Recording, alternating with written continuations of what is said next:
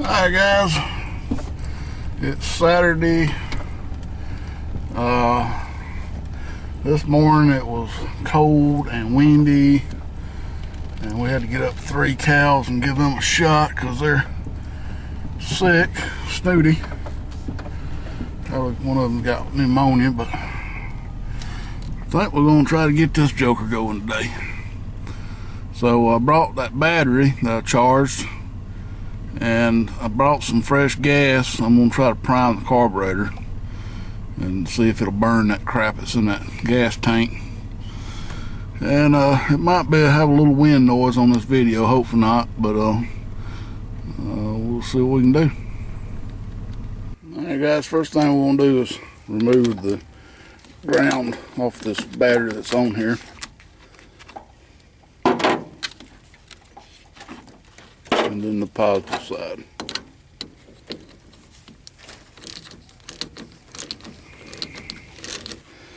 Now, this battery box kind of worries me. It ain't holding by much. I did notice on this battery that I brought from home, the amps on it are about half the amps that was on this battery I just took out of here. So it may or may not work. We'll reach it. Use the other hand.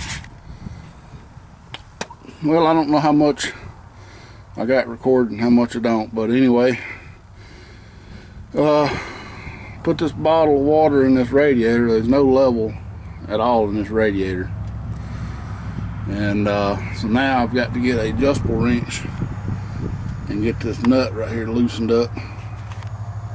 So that's what I'm going to do right now. I want to see some oil, something right there. I ain't gonna tell why my radiator's out of fluid, but anyway it is. I don't know who thought it was a good idea to put this big old tall screw on here. Look at all the dirt that's sitting on top of this thing. Gah! Oh shit.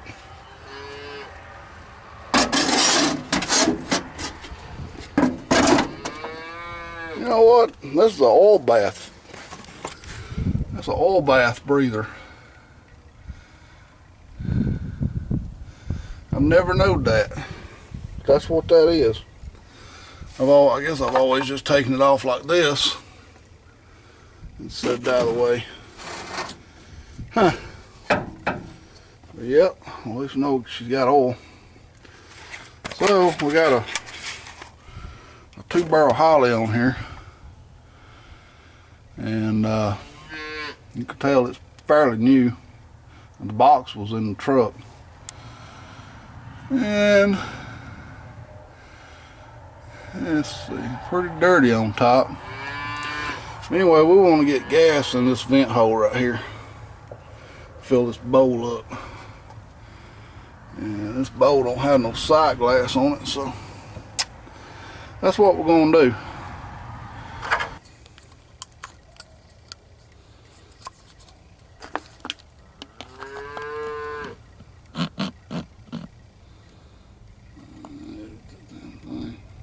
Get it back in the camera here.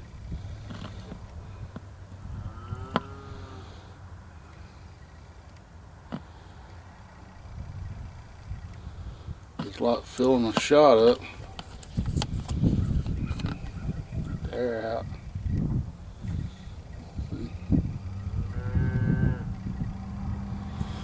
Yeah, got a little bit of gas. That ain't gonna be near enough, but you get the point. I'm gonna keep doing this until I get that bowl filled up. Alright guys, I got the bowl primed. I just set them back together. I'm not gonna put them back on here right now because I think I lost my washer. I see the nut to it, but the washer fell. So just to see if the crank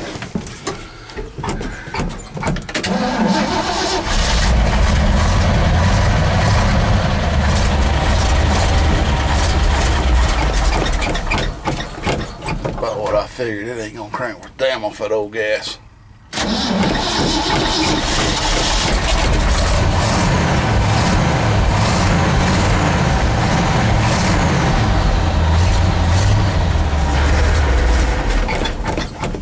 Yeah, I was gonna have to.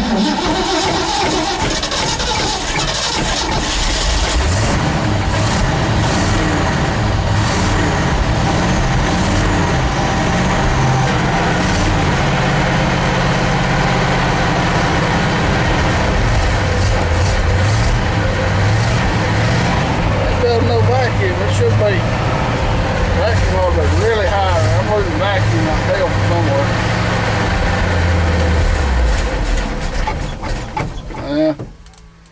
Yeah, I'm losing vacuum from somewhere. So anyway, hell, the damn thing will crank run off this old gas. My wrench. So that's a good thing. So I have got oil and shit all over these belts. All over everything. So, yeah, I see right here. No, it's bent like it is. Got a little bit of blow by. It's smoking a little. Yeah. I don't know. When I first got this truck, I did put new plugs and wires on it, and you can see how old they look now. So, well, I take that back. I put new plugs on it. I didn't put new wires on it. So, because it had just a little bit of a skip, but I don't really see but just that one vacuum line. So I don't see where that'd be a big vacuum leak. It does have a vacuum line right here. I think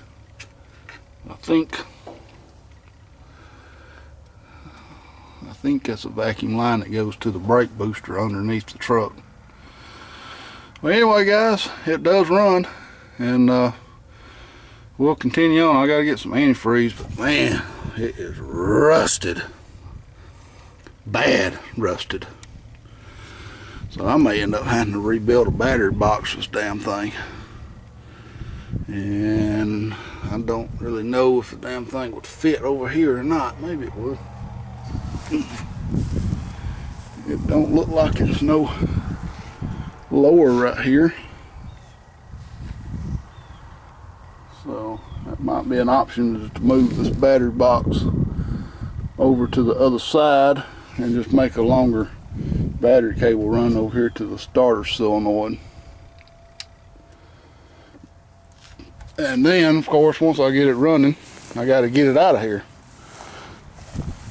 And we put a damn round bell right here for some reason, and that's what's left of it. It's about a foot tall right there. And then I've got to put some hydraulic fluid in this cylinder because it's all leaked out again. I don't know if y'all can see that dead grass right there. That damn thing leaks, but if you remember, I cut a hole in this bed to access that cylinder. And it's right there. And I never did get around to welding that cover back on. It's up there somewhere.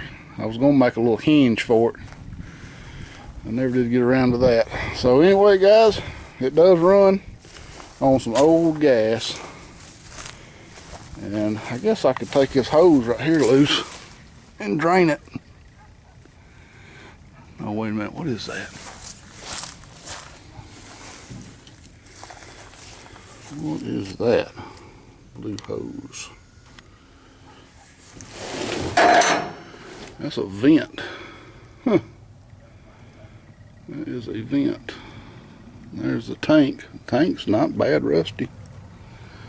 It's not leaking or nothing. Oh, there's a good wrench somebody left for me. Look at that. A damn saw. Hell, I didn't even know that was back there.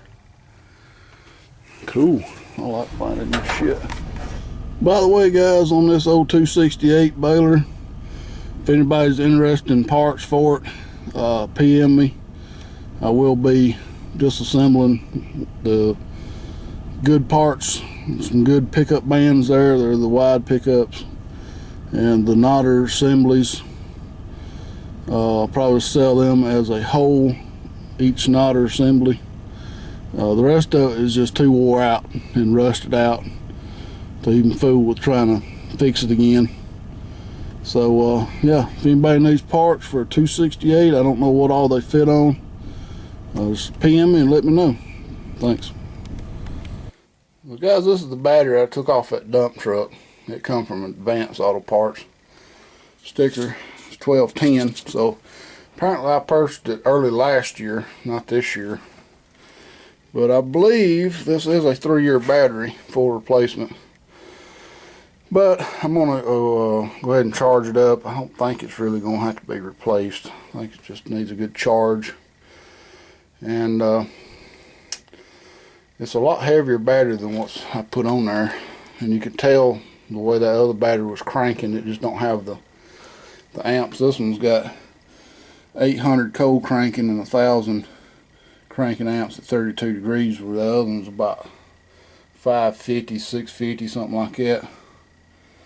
And also on batteries, if you have a choice, I like the dual post batteries. That way, if you want to add something accessory later, you can always put it on one of the other posts and don't have to tie it into your main battery wire. That's why I like buying these kind. So I'm also going to put this on a slow charge 2 amp. You can tell that's about as high as it gets on 2 amps. If we had it on 6, it would be pegged out the top. She's humming pretty good, so tomorrow hopefully the needle will be down here at the bottom.